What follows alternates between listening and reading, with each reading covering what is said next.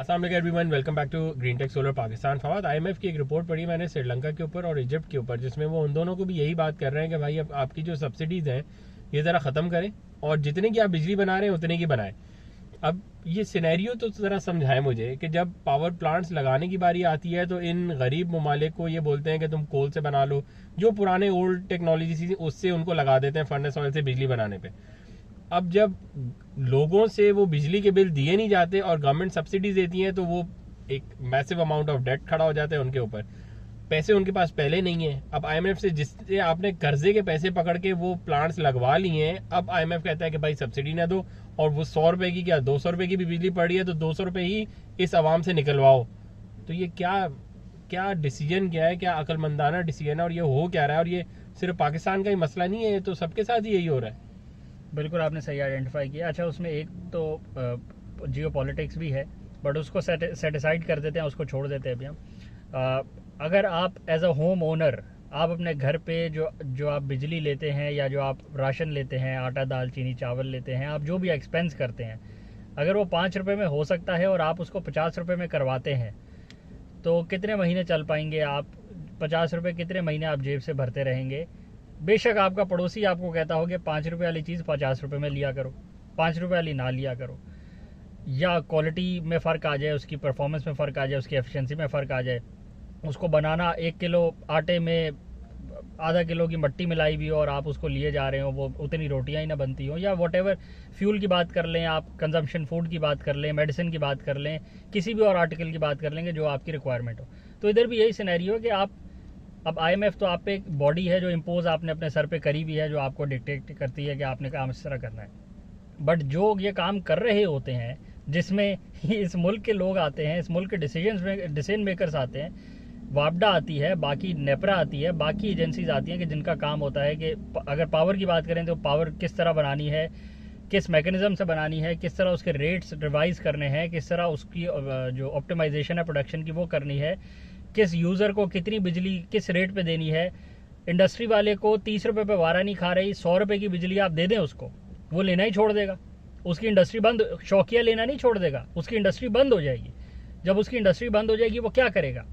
उसके पास दो ही ऑप्शन है, 30 रुपये से आप उसको 50 कर दें, हो सकता है अगर वो बर्दाश्त कर सकता हुआ तो वो दे देगा। 100 रुपये कर देंगे तो उसके पास दो ही हल बचते हैं, एक ये कि शटर बंद करे और वो फैक्ट्री बंद कर दे, अपनी कंजम्पशन बंद कर दे। दूसरा ऑप्शन ये है कि वो सोलर लगवा ले, ऑल्टरनेट सोर्स के थ्रू अपनी बिजली प्रोड्यूस कर ले, आपसे ना खरीदे। तीसरा ऑप्शन नहीं है। अब इन दोनों ऑप्शंस में लूजर कौन है? लूजर वो स्टेट है कि जिसने वो बिजली बेची थी, क्योंकि जब उसने फैक्ट्री बंद कर दी तब भी अब वो आपसे बिजली नहीं खरीद रहा और आपका बिल नहीं पे करेगा। आपने आईपीपी को पावर प्रोडक्शन कैपेसिटी की बेसिस पे पैसे देने ही देने हैं। अब लुटेगी स्टेट, वो यूजर नहीं लुटेगा। अब वो तो उस दिन लुटना बंद हो जाएगा जिस दिन वो कंज्यूम करना छोड़ देगा, स्टेट से लेके बिजली ग्रिड से लेके लेना छोड़ देगा, उसका जो लुटने का सीन है वो खत्म हो गया। दूसरा सिनेरियो ये था कि वो रिन्यूएबल्स की तरफ शिफ्ट कर ले, अगर तो भी उसने स्टेट से लेना कम कर ली या खत्म कर दी, अगेन उसका लुटना उस दिन से बंद हो गया और उसका विन विन सिनेरियो की तरफ वो चलना शुरू हो गया। नुकसान किसका हुआ? उस वापडा का, उस नेपरा का, उस डिस्को का, उस सारे बिजली के निज़ाम का कि जिसने बेवकूफ़ों की तरह महंगी बिजली पहले बना ली और फिर महंगी बिजली यूज़र्स को थमाने की कोशिश करी, और अब यूज़र जब उससे नहीं बिजली खरीदेगा तो फिर निज़ाम का सर्कुलर डेट एक पहाड़ बन जाएगा, जो कि बन चुका है। आप जितना मर्जी बोल लें, इंडस्ट्री ज़्यादा इंडस्ट्री कम, ये वो, आप जब महंगी बिजली बेचेंगे खरीदार नहीं खरीद पाएगा। आपका जो निज़ाम है जिसकी बेसिस पे आप पेमेंट करते हैं प्रोड्यूसर को, वो एक आसार कदीमा का निज़ाम है कि पावर प्रोडक्शन कैपेसिटी बेसिस पे आप उसको पेमेंट कर रहे होते हैं कि क्योंकि तुम इतना बना सकते हो, हमसे रेट तय कर लो, चलो भाई लेते जाओ, बनाना पड़े या ना बनाना पड़े किसी को फ़र्क नहीं पड़ता। तो इस बेसिस पे सिर्फ और सिर्फ वो खुद लुटता है, स्टेट खुद लुटती है, और फिर आखिर में सर्कुलर डेट की वजह से आईएमएफ फिर इम्पोज कर देता है कि ये वाला टैक्स लगाओ, वो वाला टैक्स लगाओ। किस पर टैक्स लगा रहे हैं हम? फिर आइंदा आने वाले दिनों में ये होगा कि अगर 50 रुपये का बिजली का बिल है तो उस पर 500 रुपये का आपका टैक्स लगा हुआ होगा। जैसे अभी अगर 20,000 रुपये का किसी का घर का बिल आता है तो उस पर 10,000 15,000 रुपये के टैक्सेस है। फिर ये होगा कि 20,000 का बिल होगा और 2 लाख रुपये के टैक्सेस होंगे, तो क्या होगा? लोग मीटर लगवाना छोड़ देंगे ना। फिर फीजिबिलिटीज आप देखें कैसे वक्त के साथ आउट होती जा रही हैं कि ग्रिड से बिजली खरीदना इतना अनइंसेंटिवाइज, नॉन इंसेंटिवाइजेशन की तरफ बात जा रही है कि मीटर लगवाना बेवकूफ़ी हो जाएगी कि ग्रिड से बिजली, बेवकूफ़ है, ग्रिड से बिजली किसने लेनी है? जैसे डीजल का जनरेटर आप 24 घंटे क्यों नहीं चलाते? आपको पता है ना, फिजिबिलिटी नहीं है ना कि डीजल डाल डाल के बिजली क्यों बनानी है, ग्रिड वाली सस्ती है। तो जब ग्रिड वाली महंगी हो जाएगी तो आप ग्रिड से लेना छोड़ देंगे, और फिर नुकसान स्टेट का होगा कि स्टेट ने IPPs के साथ अग्रीमेंट किए हुए, वहाँ वो लुटती जाएगी, पैसे देती जाएगी, कर्जा पकड़ती जाएगी, उनको पैसे देती जाएगी, कर्जा पकड़ती जाएगी, देती जाएगी।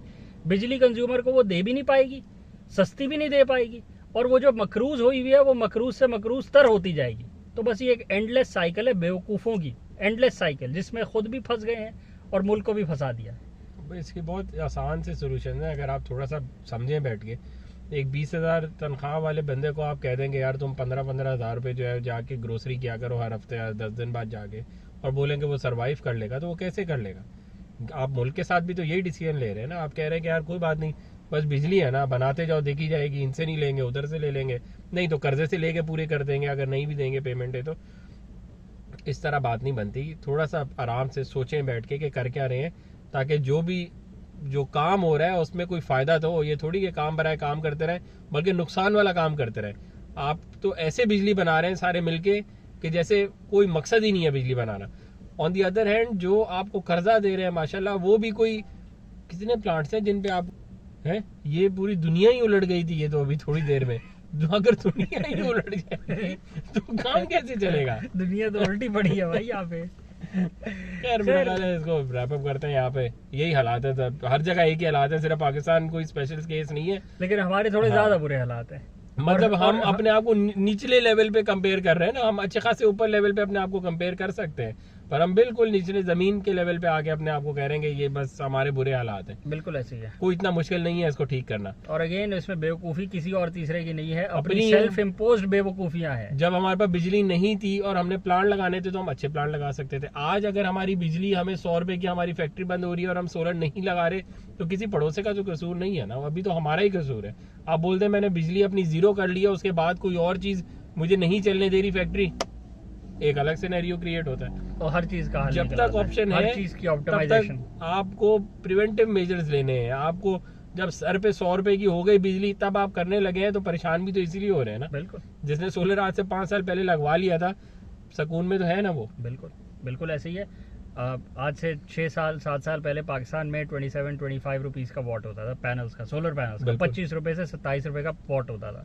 तो जब 25 से 27 रुपए का वॉट होता था और आपने आज से 6 साल पहले लगवाया होता अगर, तो एक तो उसने 6 साल में आपको बचत भी करके देनी थी, उसके पैसे तो 2 से 2.5 साल में पूरे हो जाते हैं। 6 साल की उसने बचत करके देनी थी, 3.5 साल का फ्री का मार्जिन आपको मिलता, प्रॉफिट मिलता, कि जो बिजली का एक्सपेंस था वो जीरो था।